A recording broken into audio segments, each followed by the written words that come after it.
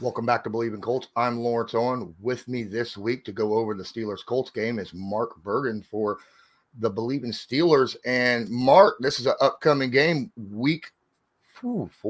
Oh my goodness, we're that far into the season already. It seems like it just started last week. How are you doing, my guy? Lawrence, thanks for having me. I think this is the first time we've talked on the pod, and we can talk about this week 4 matchup. But if you don't mind, I have a question for you to start out. I want to know your best St. Elmo story, given that this game's going to be played this weekend in Indy. Oh my goodness. Oh, wow. You realize St. Elmo. Deep cut right there. Oh my, I haven't had anyone ask me about that. I remember going to St. Elmo. See, personally, I'm allergic to shellfish, so I can't have shrimp at all, and that's what they're known for, right? However, I have a lot of friends who love the place, and I've been there plenty of times. I just don't eat there because everything is, but so many people go in and out of that place all the time. Every time I've gone there, I have always seen somebody that is well known in and around the Indianapolis area, whether it's a Pacer or a Cole or someone of prominence or something of that nature. But usually you have a lot of bets between owners, right? Before games, whether it be a Colts or the Pacers or something of that nature, between when they're getting ready to do a game, and the owners will place bets, especially between, let's say, Atlanta and Indy, and they'll do bets for St. Elmo's and whatever that city has. And you'll see that occasionally, especially if you show up Monday afternoon after a game is over with from the previous Sunday, you will see the Colts band show up to pick up this great big platter of food to get delivered to the opposing city. So that is something very fun to sit there and go, oh my goodness, that actually does happen. And I did not realize that. I thought it was just a public, just to get people to look at, oh, look what the owners do. But it is an actual thing. And I think it's kind of fun, but I've met a lot of people there. I've met a lot of people even before I became a host and a media card holder. I've met a lot of people through going to St. Elmo's that are players and coaches and things of that nature. So yes, it is a very well-known place in Indy. Yeah, I got to go for the first time this past year, earlier this year, at the NFL Combine, and thankfully I was warned. The steak is fantastic, as good as you'll have anywhere, but known for the spicy shrimp cocktail. And thankfully I had some warning. For me, it was not baptism by fire, but I know for others that's not the case. They get, you go from the frying pan right to the fire where it's like, whoa, this is really hot. Yeah, I've heard a lot. Like I said, I can't eat anything there because it's all, mixed in. So, but listen, we don't want anyone to wind up in the hospital. But Lawrence, if you're allergic to shellfish, it's just like, I think that you have an exception, if you will. I think other people would want to go because of the heat. Oh yeah, definitely. Clear your sinuses. Now, I will say this too, though, having had it dissipates pretty quickly, but it is intense for the first few seconds once juices marinate and drip in. So I'm glad I got to go there. The place is an institution. And I know this weekend, Lucas Oil Stadium, we've got Steelers and Colts. My Steelers 3-0 going into this game. So we're flying high so far with Justin Fields leading the way. And appreciate you having me here on this cross pod on, getting to keep it in the Bleav family. Absolutely. And speaking of that, I want to remind everybody, hey, BetOnline is the world's most trusted betting platform and your number one source for everything football. BetOnline has every stat, every matchup, even live odds and spreads to bet on during the games. Think you know your stuff? Get in on the 200,000 mega contest and pick 5 games against the spread every week for your chance at weekly prizes and your share of the $200,000. When the game's over, head over to our online casino and get in on a game of blackjack or poker or unwind with one of our over 150 slot games. Head to the website today and get in on the action. Bet online. The game starts here. Now, you talked about earlier about a certain former Bears quarterback, Justin Fields, having a rebirth in Pittsburgh. What's it like so far as a Pittsburgh fan was there a lot of hopes on Fields when he came in? Is this a surprise on how he's playing? What's the feel out there right now about their starting quarterback? Certainly, I think the Steelers wanted to start Russell Wilson. I don't think they make him a captain otherwise. So let's start there. He's still dealing with the calf injury, something he initially injured right at the start of training camp, and then he re-aggravated it towards the end during like a blocking sled drill. Why that's part of a conditioning test for a quarterback, that's a whole nother story. But Fields comes in to say, hey, Wilson's not 100% ready, healthy, ready to go. And he's made the most of his opportunities. The first time he's won 3 consecutive games in his NFL career. And it's a ball control offense. It's winning time of possession. The Steelers have done that in all 3 of their wins this season. They're +4 in turnover margin. They've won the turnover battle in 2 of their 3 wins. And really what it is, it's keeping the offense on the field, even though the points haven't quite been there for a team that you'd expect that's 3-0. But I want to give a shout out to my guy, Alex Kozora over at Steelers Depot. He has this stat about winning the time of possession and the importance of your best defense is a sustained offense. The Steelers defense has logged 151 snaps so far this season. At the same time last season, it was 214 snaps. So 151 through the first 3 weeks of this season compared to 214 a year ago. The defense isn't getting stuck on the field. The offense is sustaining drives. I think the points come. They're definitely the beneficiary of having one of the best kickers in the league in Chris Boswell. But it's being able to say, hey, if it's not there, Justin Fields, go get 3, 4, 5, 6 yards at a time and to keep the clock moving.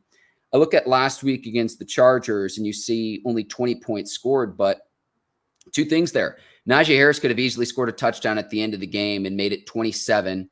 Unselfishly, he didn't score, and the Steelers were able to run out the clock. The Chargers don't get the football back. And then on another drive, it stalls. They trot Boswell out there for a 62-yard attempt, and for as good as he is, it was a little bit too far. If they get maybe 5 or 10 more yards on that drive, maybe that's 3 more points. So we're excited with Arthur Smith in his first year as the team's OC. It's an offense that is still coming together, but it's still been better than what we've seen the last several years in Pittsburgh under previous offensive coordinators. And we'll see if they can keep it going here in the coming weeks. So I want to keep it going on the offense with Fields and the game. You're talking about time of possession. See, the Indianapolis Colts, that's been their Achilles heel.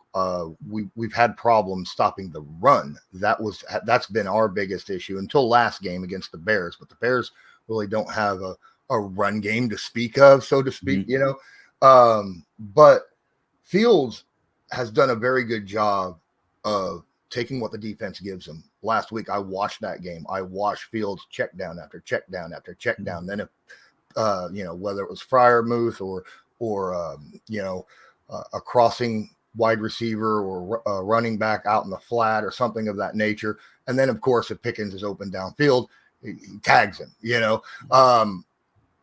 Is that a situation, do you think? To me, it feels like a winning formula in just about any game is just take what a defense gives you.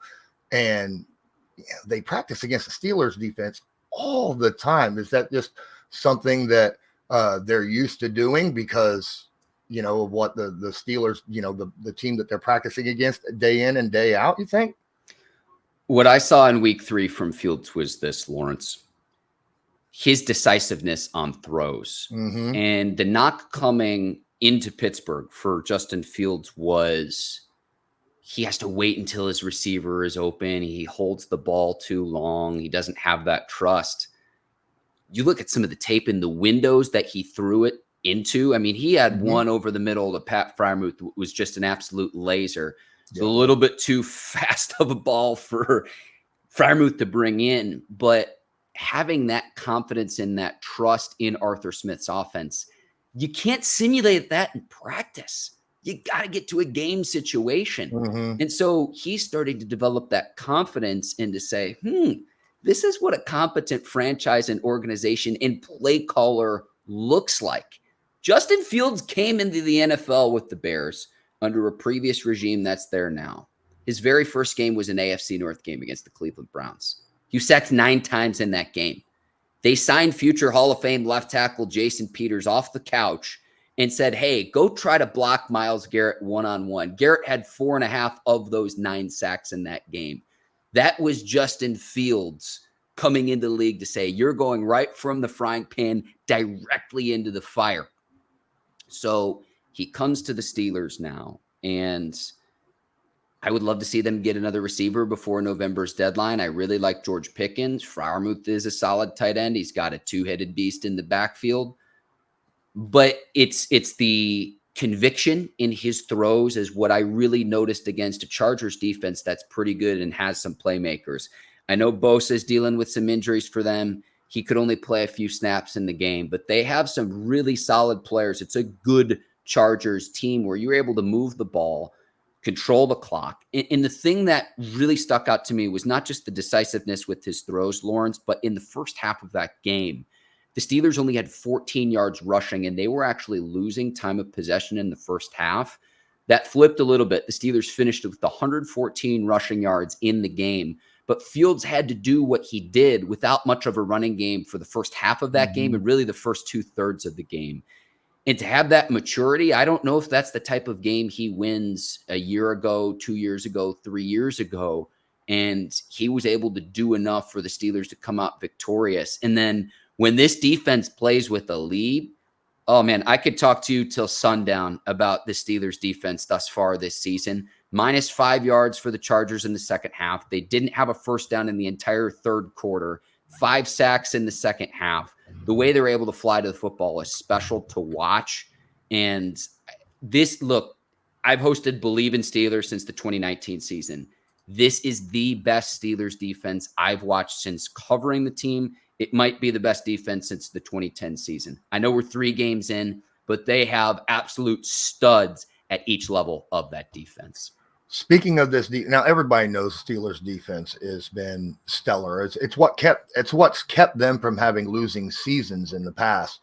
And there's guys on there everybody knows, Cam Hayward and T.J. Watt and Minka and the new young stud and Joey Porter.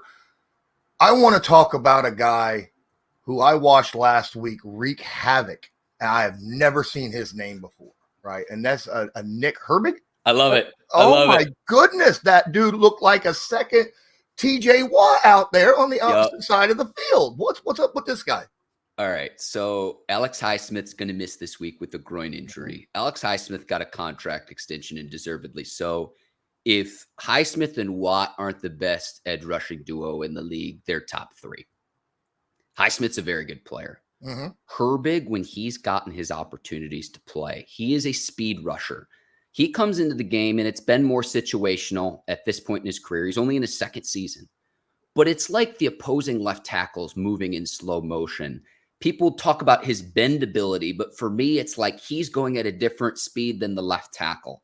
And to go off around the edge, because TJ Watt's going to line up over your opposing right tackle. The reason for that is most quarterbacks in the NFL are right-handed. So he can get up in the face of an opposing quarterback and wreak havoc. He's a magnet to the football, and he's got DB skills, even though he's an edge rusher, TJ Watt. But Herbig off the edge is going to get his first real opportunity with extended snaps. Now, Highsmith outweighs Herbig by at least 20 pounds. So the question going into this game from Pittsburgh's standpoint is, can Herbig hold up over the course of the game? Because the Steelers, again, in a situational, how they've used him situationally is a lot like how a baseball team would use, say, a designated hitter or a pinch hitter. But with his extended opportunity, every time he's gotten snaps and opportunities this season, in the preseason, last year as a rookie, when he's in a rotation with Watt, Highsmith, and Marcus Golden, who has since retired, Nick Herbig has made the most of his opportunities. I said this after the Week 3 show, and this is not a knock on Alex Highsmith. I think Alex Highsmith is a very good football player. From what I've seen, given his opportunities, I think Nick Herbig's even better than Highsmith.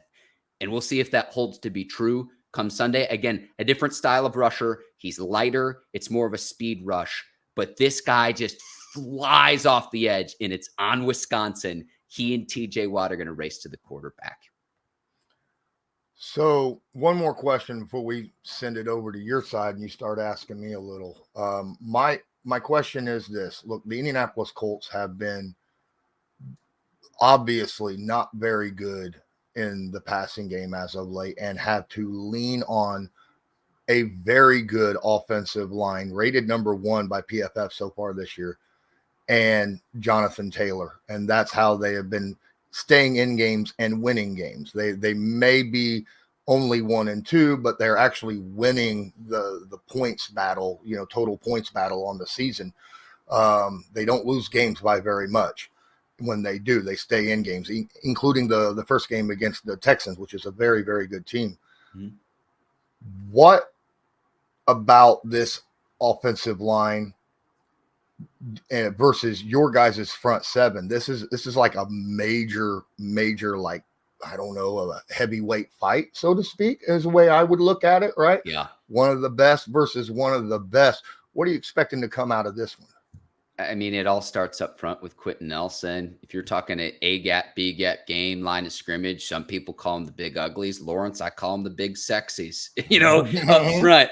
But when things break down, and if Anthony Richardson doesn't have it, we'll talk about him here in a second. But, I can just turn around and hand the ball off to Jonathan Taylor with Quentin Nelson leading the way. Like, those are two of the best that you have in the league. And even if you stack 8 in the box, try to stop it. So that's a good fallback. I mean, Cam Hayward and Quentin Nelson should be a great matchup. I know they move Hayward around a little bit, but that should be a great matchup to watch. This game, look, this is Steelers football, whether you like it or not. Fantasy football players probably don't like it a ton, but who can control the line of scrimmage, who can win time of possession, who can win the turnover battle. And if you accomplish those 3 things, I know it's a cliche, but that team will probably win Sunday's game. So that's what I'm looking at. But I mean, it starts with the point of attack, and Cam Hayward's 35 years old. He's beloved in Pittsburgh. The only thing he hasn't achieved in his career is really extended postseason success. You'd love to see a player like him win a Super Bowl. But the defense all starts up front with him. A year ago, when he went down with the groin injury, the defense isn't quite the same, to where if he can establish the point of attack at the line of scrimmage, A gap, B gap, that opens up everything else for the other players. TJ Watt's going to garner a ton of attention off the edge. So if other guys like an Alex Highsmith, who's hurt, but if it's Nick Herbig in this game, some of the other linebackers, other players, they're going to have one-on-one matchups they've got to win because of the attention TJ Watt garners and because of what Cam Hayward can do, still just mauling dudes at the line of scrimmage. I think Hayward gets a lot of respect and is beloved in Pittsburgh, but league wide, I don't think he gets the respect and recognition he's deserved throughout his career. I think that highly of what he brings to the Steelers defense, even at the age of 35, what he means to this defense. It's not the same without him. We saw that a year ago, and he battles his way back from a groin injury. And you could tell he wasn't anywhere near 100%, but the team is just better when he is on the football field than when he's not. Oh, I understand that. I mean, the Colts right now are missing their stud at the 3 tech right now with DeForest Buckner. So, and you get it. Yeah, we absolutely understand. All right, we're going to flip this over, man. It's your turn. Let's bring it. We got to start with Anthony Richardson. I know a year ago, marred by injuries, and now we're going to his 4th start this season. To me, there might not be a ceiling. I don't know if there's the floor. I don't know if that's one and the same. How do you see not just this game, but his second year playing out the Colts? We got to start with the second-year quarterback, Anthony Richardson. It is so hard to get a finger on the pulse of Anthony Richardson right now, right? I mean, he only had, 13 starts in college. He had 4 starts last year. If he finishes the season, he'll have the same amount of starts this season as he had his entire collegiate and rookie year combined. So you don't really know what you're going to get fully with this guy. I think he's still developing on a game-by-game basis, being that he is so inexperienced. But you talked about it, right? His ceiling is unbelievable, not just in the ground game, but in the passing game too, because we've seen highlights. We've seen these times when he's throwing off his back foot, guy in his face, falling backwards, and he'll launch a 70-yard pass, past the coverage, right, for a touchdown on a dime. And then there'll be other times where there's a guy wide open in the flat, no one within 15 yards, and he'll overthrow that dude 15 yards, and there's no one around him, right? You don't know what you're getting with him. I think a lot of his accuracy issues has to do with the fact that he is inexperienced, he's in the pros, and it's nerves, right? I think this is something that doesn't get talked about enough, especially when it comes to the NFL quarterbacks, the pressures that are on them. If you're inexperienced and have not had enough experience, how you deal with your own nerves when a guy is wide open, on whether or not it gets to you, and your brain's like, oh my God, he's so open. I got to get this to him. And then you overthink it and you throw the ball in a bad spot or just overshoot him. And, that's something that has to be fixed and needs to be fixed rather quickly if the Colts expect to win any games.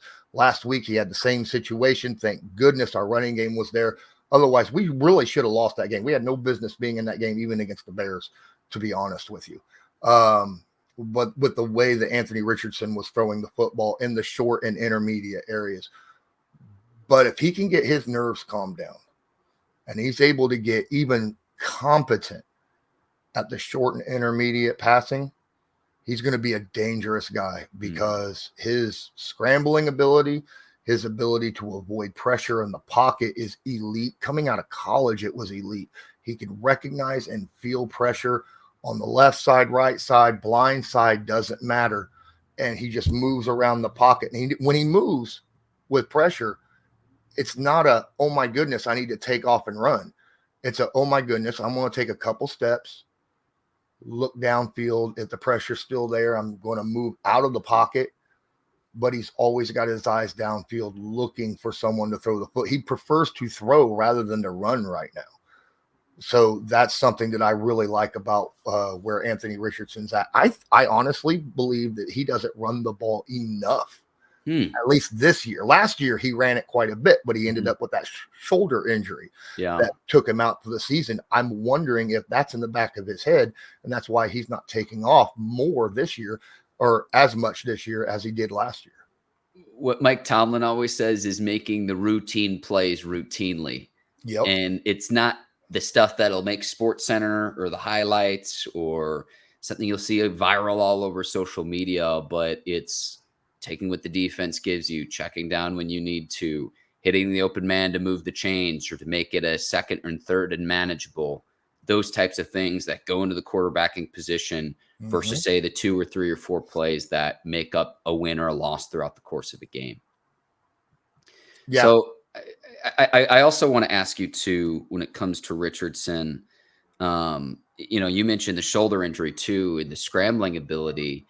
What I'm curious to see in this game is, like, the Steelers have pretty good success against Lamar Jackson in their division, at least as good a success as any team has had against Lamar. What I'm curious to see in this game is, like, how the Steelers defense tries to rush Richardson given his running ability. His running ability, and it's the new school of quarterback. It's why Justin Fields has been successful. We're seeing it with Jaden Daniels, Lamar, other quarterbacks that force. I'd put Josh Allen in this mix too. I mean, I'm sure I'm missing a few others, but forcing a defense to play an honest 11 on 11. To where if a quarterback takes off and runs the ball, that's one more blocker than you traditionally have to say, oh, well, we'll just hand it off to the running back.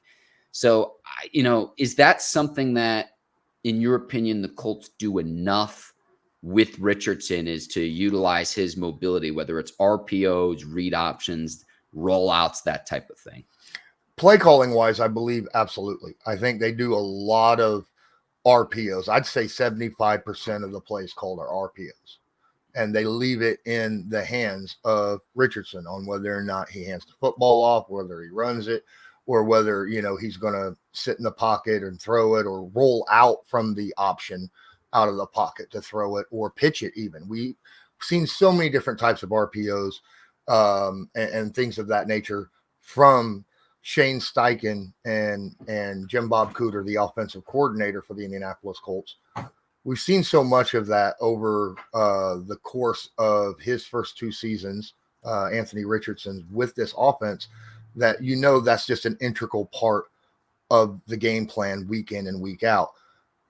The problem is they leave it all on Richardson. You don't see a lot of quarterback designed runs. It's if you see an opening to run it. If not, hand the football off or pass the football.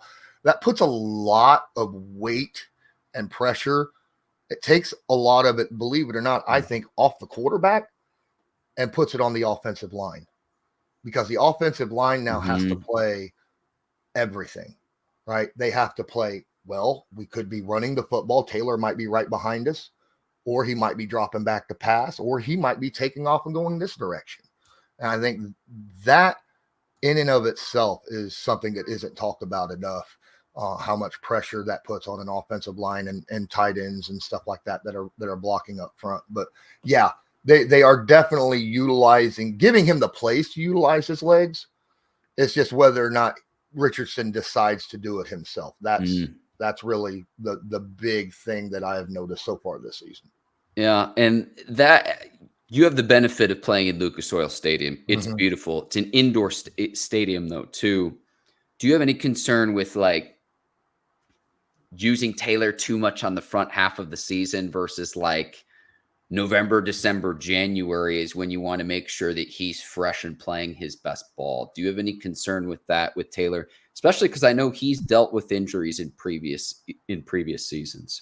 Yeah, he did have that injury 2 seasons ago, right after he led the league in rushing, and then it carried over right to last season. Finally got back last season towards the end.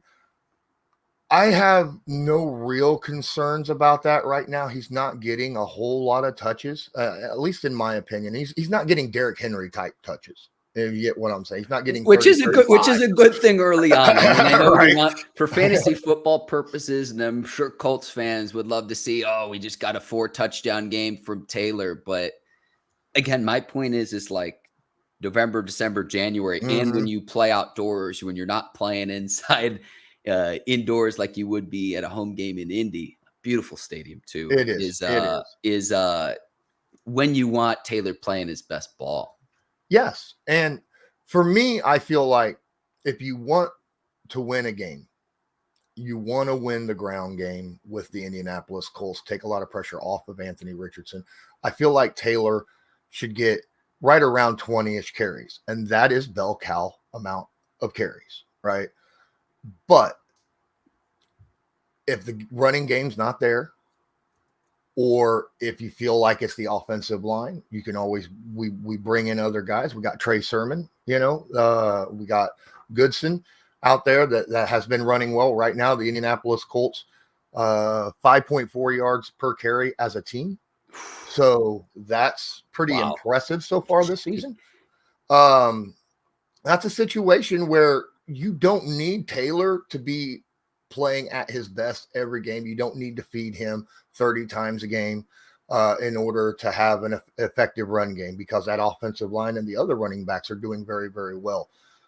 You can kind of mitigate how many carries he has earlier in the season so that, if you are there late in the season and you have a shot to get to the playoffs, you can make that playoff push with a fresh legs of your star bell cow.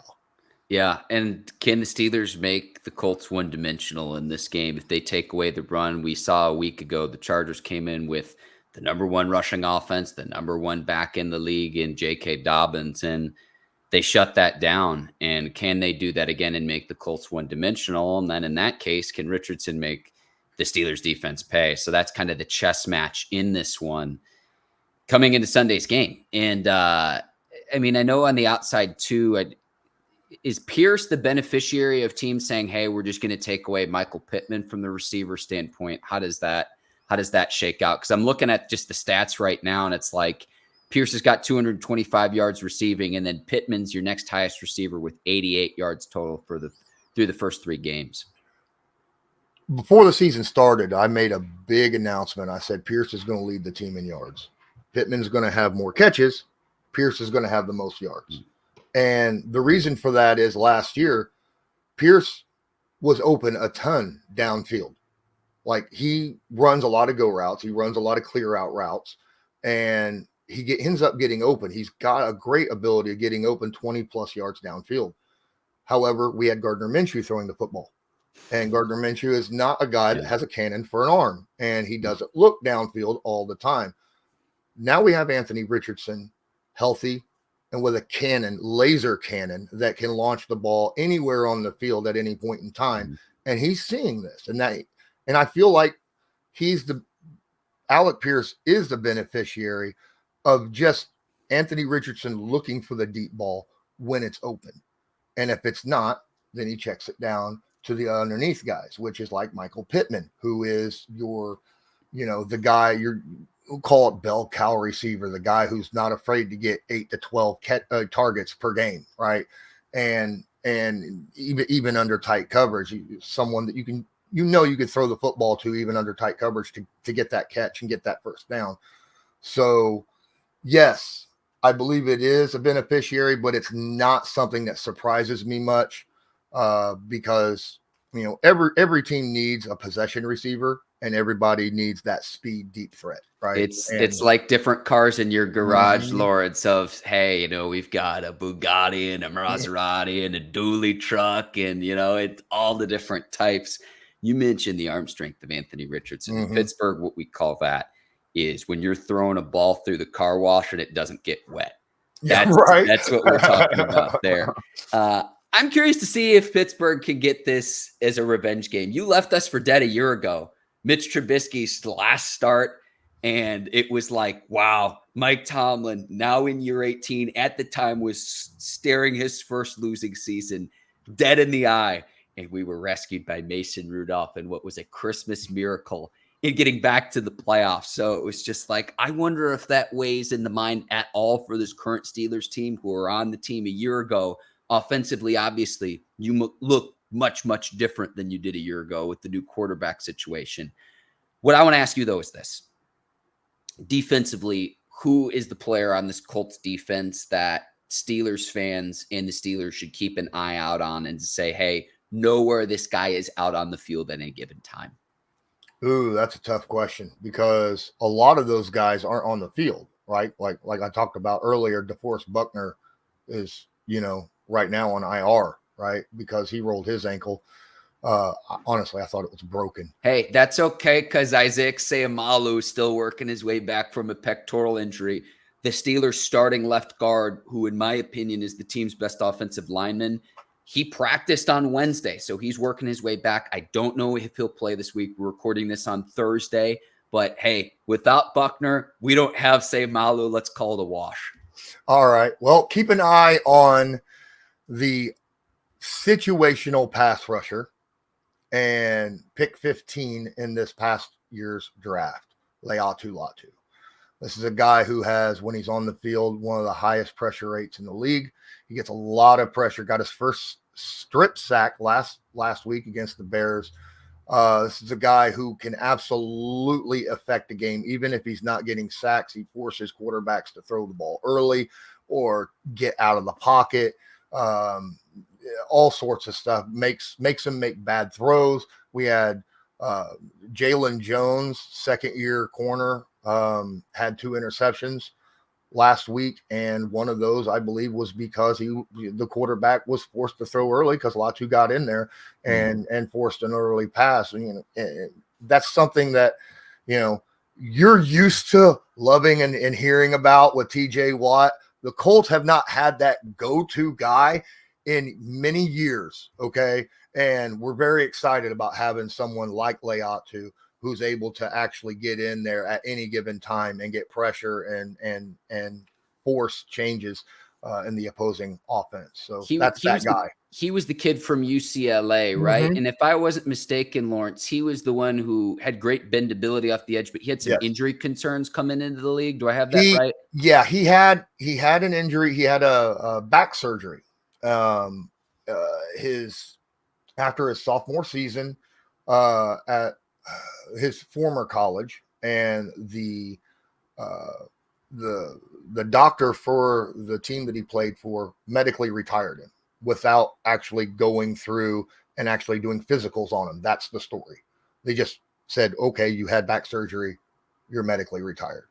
And Latu came back, did a lot of work, went to multiple different doctors. They said, and multiple different doctors cleared him. UCLA picked him up, and then he played 2 seasons without a single injury. So to me, the injury concerns, gone. But you look at the tape when he's been healthy and on the field, if not for those medical concerns, I don't think the Colts get him at 15. Oh, so like that's the only question that we had about him coming into the league.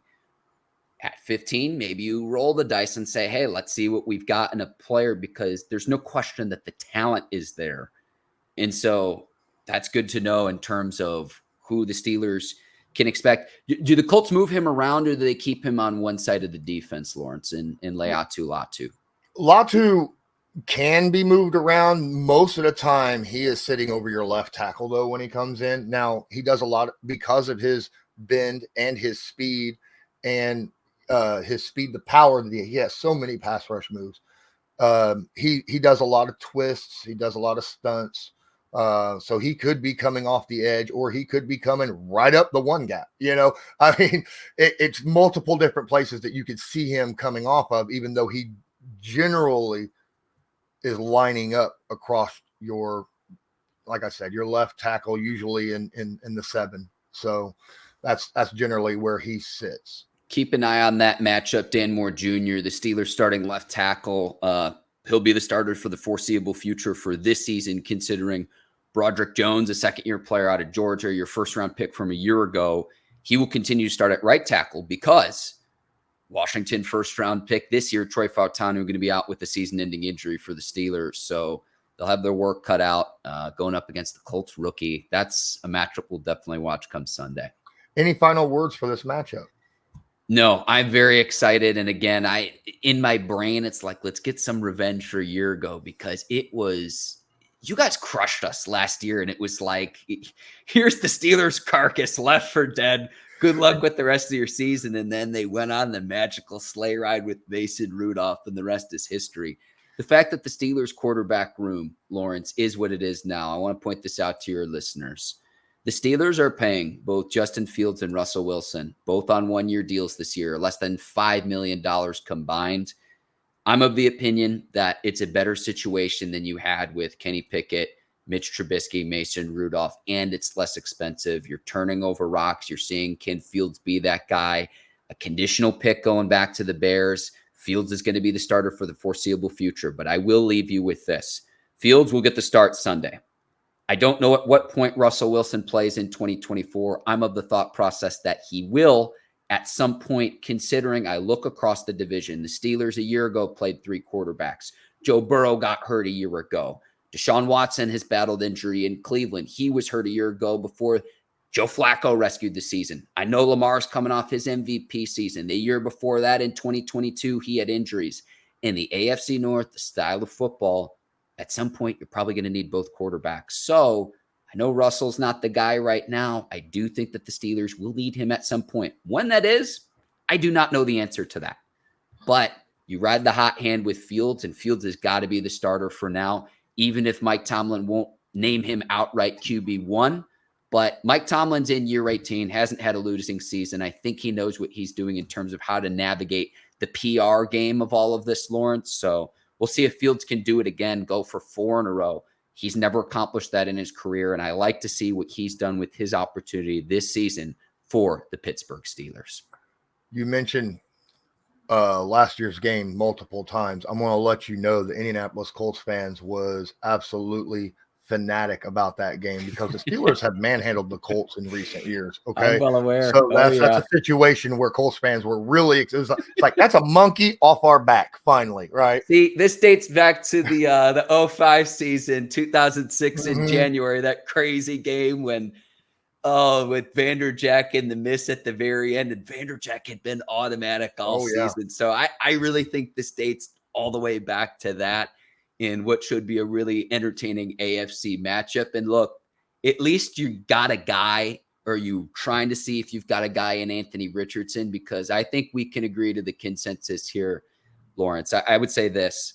You look at the quarterback talent across the NFL as a whole, but particularly in the AFC, you've got to have a quarterback that's at least competent if you want to go and compete and contend for Super Bowls in this league, period. So at least you're saying, hey, do we have one of those players in a second-year quarterback in Anthony Richardson?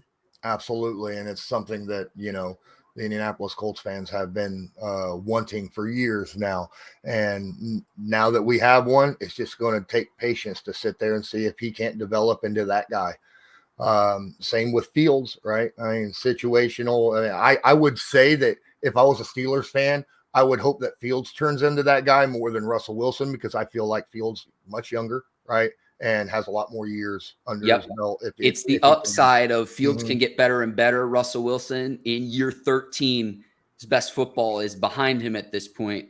Father Time's undefeated. Some people might think NFL, National Football League, it stands for not for long. Exactly. I'll let you in on a little secret right there. It stands for not for long. It's not a knock on Russell Wilson. He's a 9-time Pro Bowler. He should be a 2-time Super Bowl champion, but in his mid-30s versus Fields is still in his 20s. You hope that he's still getting better and better, and finally with an organization that is best utilizing his skill set. He didn't have that in Chicago. I'm not even going to say I don't think he had that in Chicago. Point blank, he didn't have that in Chicago. Yep, absolutely. Well, I think that's going to do it for this episode. I'm Lawrence Owen with Bleav in Colts. That's Mark Bergin with Bleav in Steelers. This was brought to you by BetOnline. And until next time, I'm going to say go Colts. I don't know how you do yours. Lawrence, thank you so much for having me. Yep, absolutely. Have a good one. Do you Bleav? All right.